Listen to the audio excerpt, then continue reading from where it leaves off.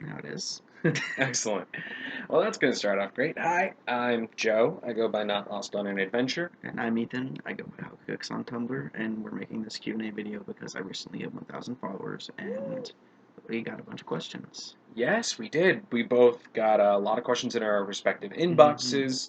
We're And we wrote them all down, and we're going to answer them. we're going to go with the people who, Like, people who didn't turn on Anonymous go first, and then Anonymouses, which greatly outnumber those, my go God, yeah, last. a lot of you are anonymous, Yeah, which has me worried that it's all just the same person doing it over and over again.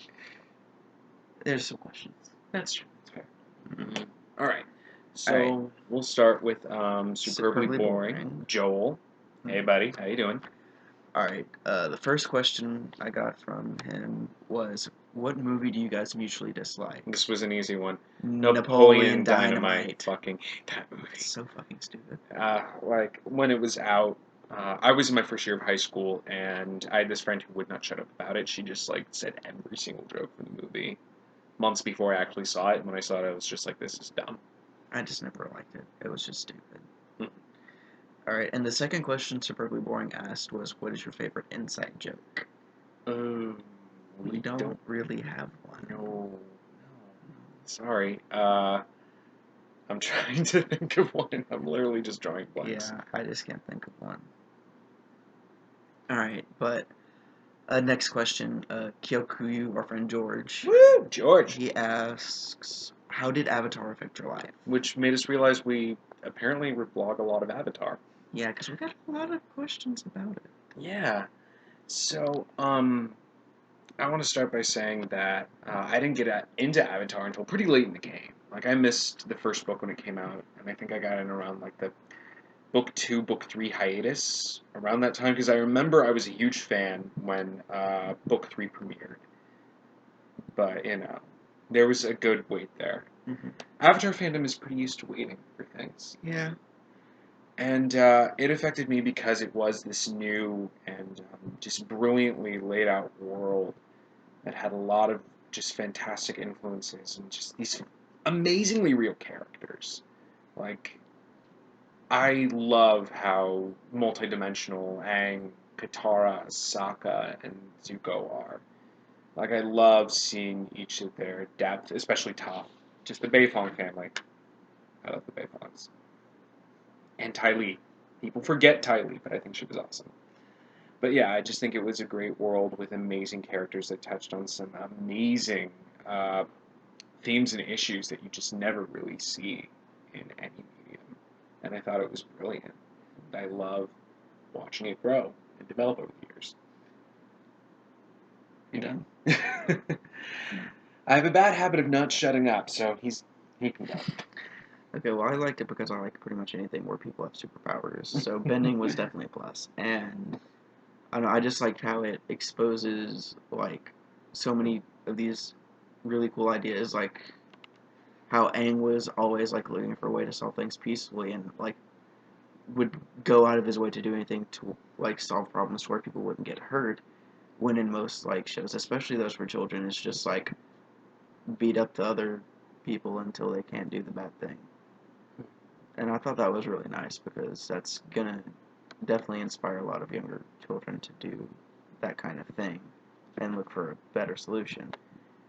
That and just how it had like so many different cultures and like how you had like the air nomads who were like extinct at that point, but they were known greatly for being like very good spiritual leaders and they're all very pacifistic and they're all vegetarians and everything. And then you have like the swamp benders who were basically just like backwater hicks. They were the backwater hicks of that, like, predominantly Asian universe. Yeah, Like, like, Asian universe, Asian and influences, then and there's just, like Cajun. yeah, just Louisiana Bayou in the middle of this Asian world. Yeah, Because, fuck you, that's why. yeah. Thank you, Mike and Brian. All right. All right. Now the anonymous Yeah, questions. the many, many anonymous questions. Yeah. Okay. First one is, do you even like cookies? Yes, We both love cookies. we're human. Of course we love cookies. Yes. Cookies Okay. are amazing. The next one, another Avatar question. Mm-hmm. Your favorite characters in Legend of Korra and Avatar: The Last Airbender. All right, I'll let you go first on this one because I kind of dominated the last one. Okay, well, in Legend of Korra, I think my favorite is probably Bolin, just because he's always a really nice guy, and he's just kind of like one of the only ones who's not really an asshole. You know, you kind of remind me of Bolin. Uh, Like, you've got the build, you've got the cuteness and the humor. It's okay, we know you want to fuck Bolin. I do. Only in the 4th season, he's of age.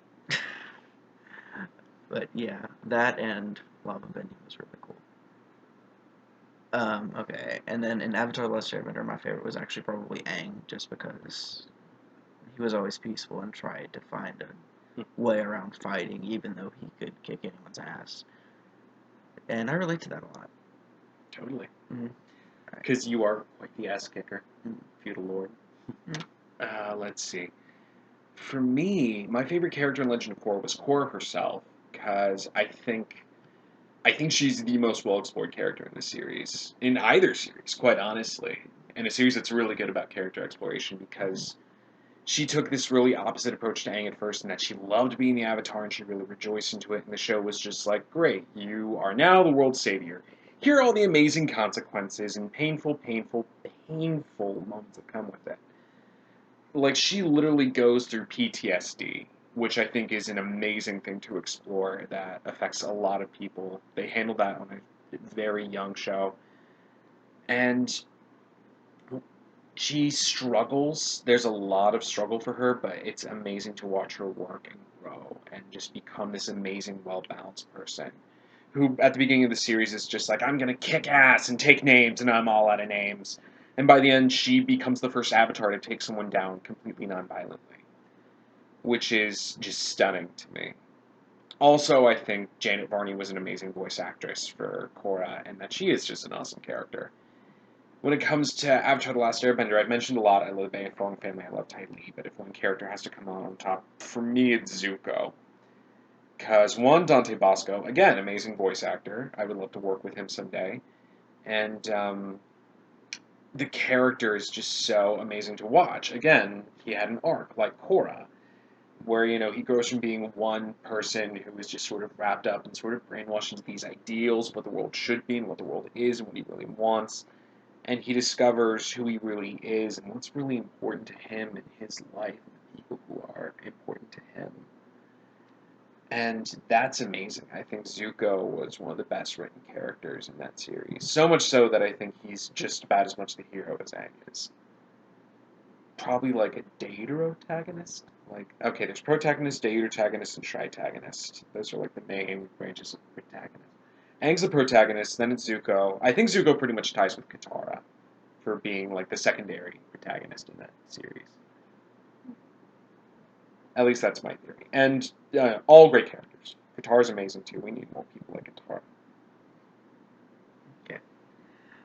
Next question. Favorite character on Steven Universe? I believe in Steven. Yeah, I would say either Steven or like young Greg. Mm-hmm. Young Greg is so cool. There's that little part of me that wishes I remembered how to play guitar, so that I could cover his Comet song from the flashback, because that's so awesome. And I would do it at every audition. I'd wear a long mane. Young Greg is pretty cool. I love the flashback episodes. Okay, next one. Tell me what you were thinking when the last Agni Kai happened. Another Avatar question. We probably should have lumped these all together. Well, for me, I was just like really wrapped up in like all the emotions of it and how significant it was with Zuko fighting his sister Azula, and how just perfectly it looked and how great the music was. It was just so like immersing. Because you had the juxtaposition of Zuko's red fire and then Azuko's blue fire, and then it's just their entire relationship coming to a head in that one fight. And it's really intense. It was an amazing culmination of their arc. God, Azula was such a great character, too. Probably my favorite villain of the series. Of either series, honestly. So let's face it, Korra had some pretty shitty villains. Yeah. But, yeah, for me, what I was thinking with the Agni Kai, the minute that started, I was blown away by how beautiful it was. Just seeing the flames dancing against each other, just these giant walls of red and blue, and how they were each bending to their specific styles, and how animalistic Azula was, and how Zuko was just. There was something about him that was more graceful and at peace. It was great watching these two go head to head. Like, I was sort of enraptured. It was in this moment that I realized this might be the best fight in the entire show. Yeah. And I think for Avatar The Last Airbender, I think it's the Yeah. best fight. Ozai and Aang are pretty close second, though. Okay. Next question. What's one thing you can't live without? Internet. Yeah. Like, I mean, I've lived without internet. I was born at the end of the 80s, so. Yeah. Like, And the literal, 3 months left in the 80s. yeah. Yeah, like, I know life without the internet. I can live, I guess I could live without the internet. I just don't want to. Yeah, I that don't, kind of thing. I like the internet. I Mhm. think it's changed our lives in a good way. Alright. The next one was, do you like this song, Southern Comfort? And if you haven't heard it, go listen to it. And This was difficult. we tried to find it, but there were a lot of things that came up, and we had no idea what you were Yeah, there talking were songs about. from 5 years ago and the 30s and I Yeah, mean the 70s. Yeah, from 30 there years was ago. just too much, and we had no idea which one was the one you were talking about. Context, please, with all of these is helpful. Yeah. Sorry. All right, next question. Do you trust anyone with your life? Yes. Yeah, there are a few people, honestly. For me, my immediate family, I suppose, Mhm. and my two best friends, Mhm. whom, Yeah. I helped them get married last week. Mhm. That was amazing. Yeah. For me, him and just some of my best friends, I guess. Definitely not my immediate family, except maybe my sister. But all right. Next question. What was the last lie you told? Probably telling my agent I could do an Andy Griffith impersonation. Because I kind of jumped the gun on that, and now I've got an audition for that, so I have to binge that show. Yeah, just do that just do that after. Oh, honey, it's due tonight at 7. I'm gonna have to take a couple hours today. All right. For me, I don't know. It was probably something to my parents, just to calm them down or something. That you weren't enjoying sodomy. Yeah, basically. All right. Next one. Have you ever disliked someone your boyfriend liked? We haven't really talked about that much on the service because I'm Yeah. assuming you mean Like celebrities and stuff. Because I mean, I like his close circle of friends. Yeah, I and I like mean, his close circle too. yeah. And I we mean, pretty much all get along. yeah. Go Lansing. I know you're watching this, Queerplane. Yeah, Uh, and I got along with Allison DeVito really well. yeah. They'll probably see this. Hi guys. How's your honeymoon? But yeah, so I mean, media figures there are probably some, but we haven't really talked about that. But as of Yeah. close friends or anything like that, it hasn't really come up. Yeah. No real dislikes at this point. Yeah. I mean, we'll let you know when it happens. Yeah. Okay. Favorite word, least favorite. Yeah. What's your favorite and least favorite words? For me, I think my favorite word is food. Favorite. That's your favorite thing, honey. Not your favorite word. I know I like the word too because it means the thing. Fair. I'll give you that.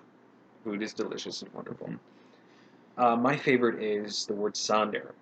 It's the sensation where you realize that everyone else in the world, there are lots of people out there who are living these amazingly complicated and possibly intermingling lives, and it's just sort of that sudden realization that the world is a big, beautiful, complex place.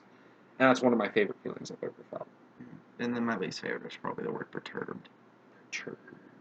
I Why? just don't really like it. It just doesn't sound nice. Because I mean, it is anger and annoyance, but Perturbed. yeah, I just don't like the way it sounds. Got it. I will probably say the word perturbed at least 5 times during this video, and he will punch me. Let's see. What is my... Oh, I remember. My least favorite word is just. When people say they were just doing this, or I was just doing that, or it's just... Or when people say I'm just an actor, or just anything. I dislike that because it automatically diminishes and disqualifies you of a lot of things, and it's a way of also like shrugging responsibilities for your actions. And I hate when people do that. Own up to your shit. Own up to who you are. Yeah. Accept it. All right. How did y'all discover y'all's sexuality? Well, for me, like, I realized when I was 11 I was kind of more into men than women, but, like, as a lot of you know, at this point, I identify more as demisexual because, like, it was actually more recently, like, probably just this past year that I learned more about, like, different types of attraction, how to differentiate between them, and I realized that wasn't so much sexual attraction so much as it was, like, aesthetic attraction, sometimes erotic, but not really sexual, Mm-hmm. which, like, that would take a long time to explain, so I'm not going to get really into it in this video, but basically I didn't really come to the point of realizing I was demisexual until I was, like, late 19, early 20-ish. There are a lot of resources on demisexuality, especially on Tumblr, if you want to go look that up. Yeah. Absolutely, we encourage it. Educate yourself. Yeah. As for me, I liked girls from a very young age, and I think that was, helped and encouraged by a predominantly heterosexual society. Like, I had a lot of, big sort of little brother crushes on my sister's friends. I'd sort of chase them around the yard, that sort of thing. It was like tag, but, with weird overtones. uh, but dudes were always a subconscious thing for me.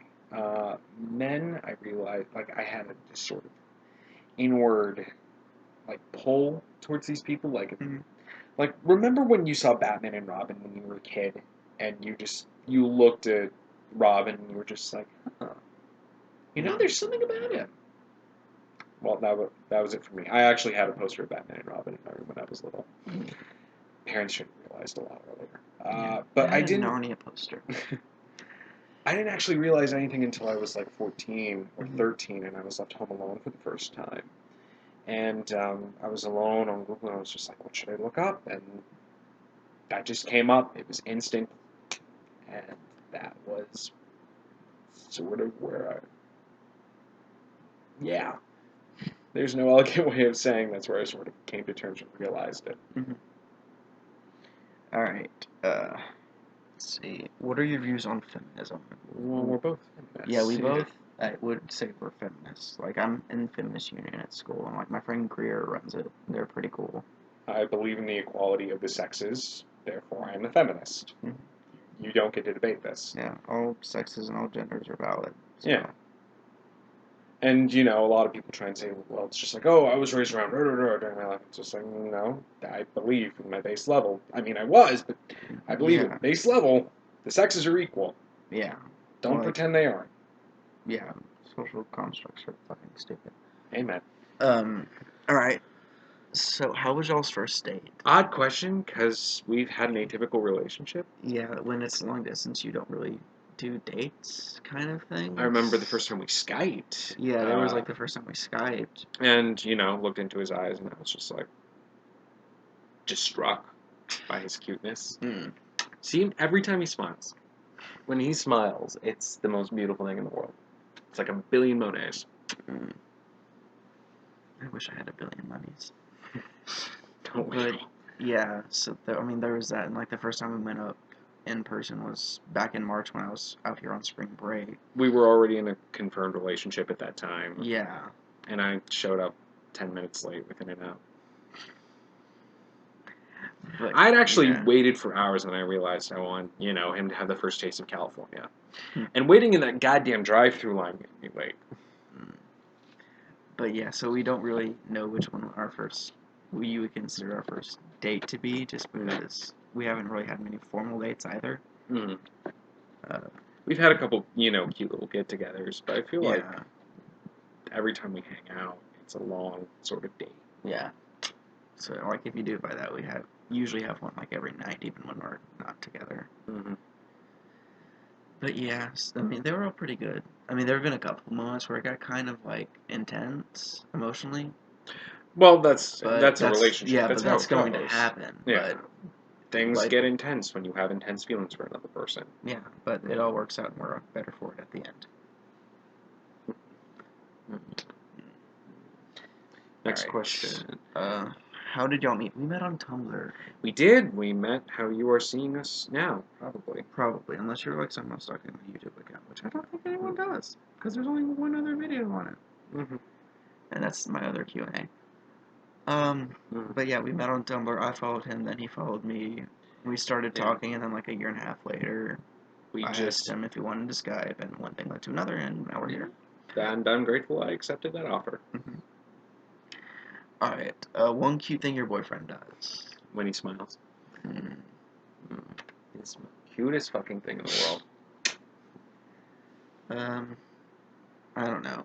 Sometimes it's like, I don't want it to sound like Honey, bad. we're on video. I don't want it to sound bad, but like sometimes when you just like can't find things and it's obviously like right in front of you.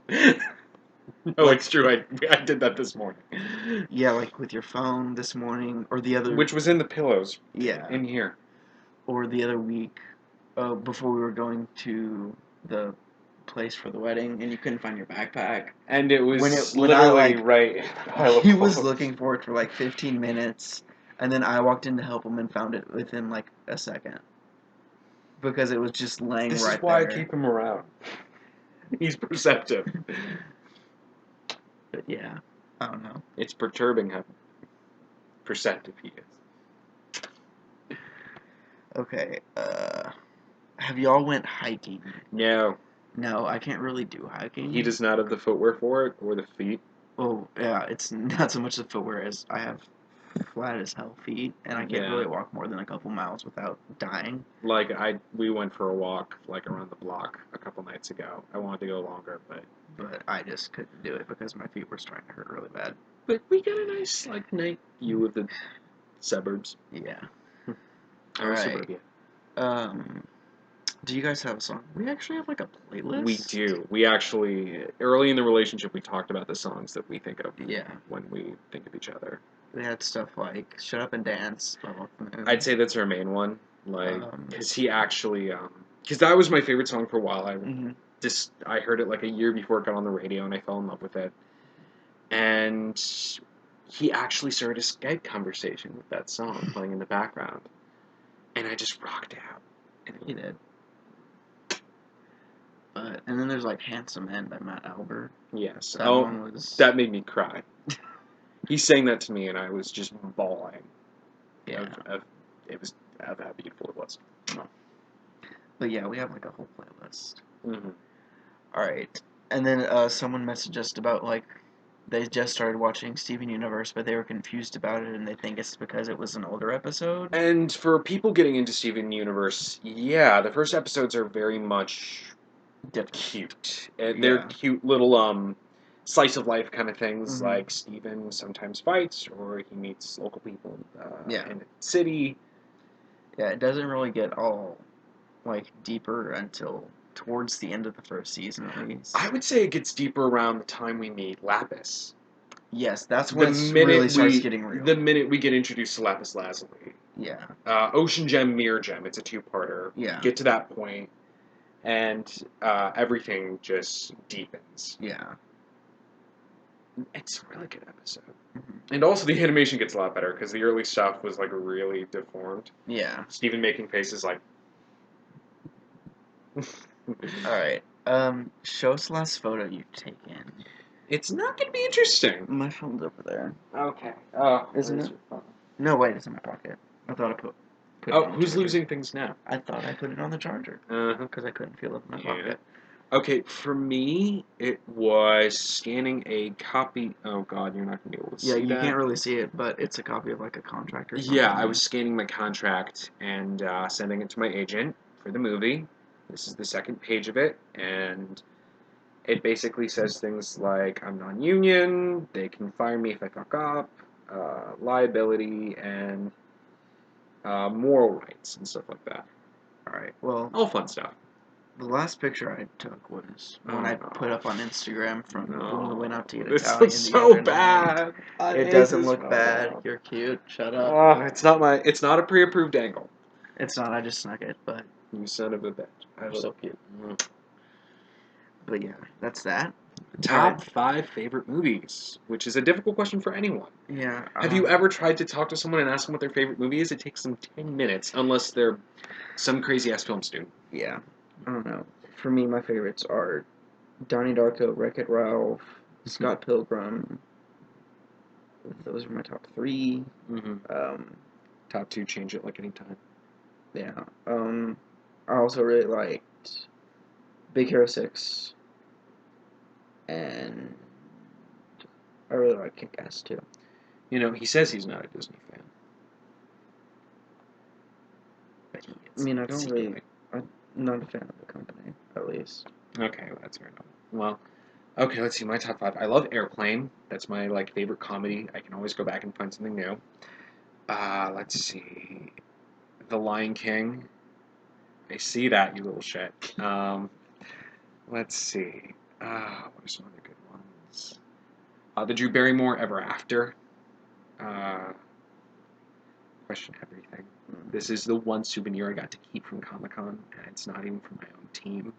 Sons of bitches. Let me see. What else? What are some other good movies? I'll say Black Swan. That was one of the first movies I bought on DVD. Keep Making Cute Faces, Honey. They're adorable. And I don't know. You know what? I'll just say Guardians of the Galaxy for now, because it's a really fun movie. I mean, it doesn't have the tightest writing, but Chris Pratt is amazing. Bradley Cooper is amazing. Vin Diesel does his Iron Giant thing. Amazing. Zoe Saldana and Karen Gillan deserved better, and I hope they get it in the next movie. So, yeah. Okay. We're nearing the end of the list. Yeah, there's only 2 more things left, and the these are next big one ones. is kind of serious, because someone sent me the message saying, I'm burned out and I can't fight for my life anymore. And we just want to say that we have both been to that dark place. We've both been to a place that is very scary, where you feel like you can't do anything, where life feels very futile. Yeah. And that there's just no point. And we want to tell you that's quite simply not true. Yeah, there definitely is a point. It's just, it really just gets down to being able to, even when you get into those states, just think it out and be able to just push on through. And I know it's not easy, and it's definitely not something you should do on your own.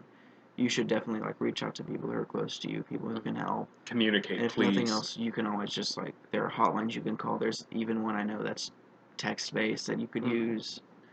Please, if you type suicide into the search bar on Tumblr, it will give you a link of assets that you can use. So please, for the love of God, do so. Yeah. Or for the love of yourself, please, because we love you. Yeah. And people will miss you no matter how much you think they won't. That's the funny thing. Your life, at the end of the day, you live it. You think you live it independently, but you are interconnected to a lot of people, and it's going to make a difference if you take your own life. Yeah. They are going to be affected by it forever. That's going to tear them up. I actually had a substitute teacher in 4th grade who was this amazing guy. He was very up and active and fun and funny, and none of us ever forgot the day he came in. And next year, we got informed that he was manic depressive and that he reached a very deep low and hung himself. And it sort of left a huge impact on all of us. That someone who could be so happy and so wonderful would have a lot of demons that they would face, and that they weren't getting the help and treatment that they needed. So, I need you to understand that if you decide not to continue in your life, you're going to hurt and damage and destroy a lot of people. Even if you don't think you made a huge impact, you have. And then just to lighten things up for the last question, yes, on we a lighter both got asked separately, could you guys kiss? Mine said, can y'all kiss? And I think I know who that's from. Yeah. Someone from Kentucky. Yeah, and mine said the same thing too. Yeah. So I think it's only fair, since we got it twice. Yeah. To kiss him.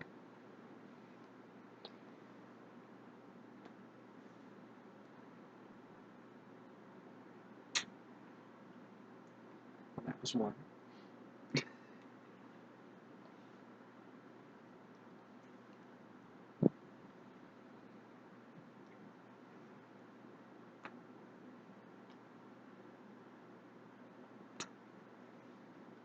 who's that? It's 2. All right. All right. All right. Thank So you so much for giving us the questions. We love you. Stick around. Keep us Thanks. posted. Yeah. Thanks for following. Thanks for watching. Because this has gone on for a little over half an hour now. Yeah. Thanks for giving that time. Yeah. Thanks for making the commitment. Thank you guys, and we look forward to much more to come. Have wonderful days, each and every one of you.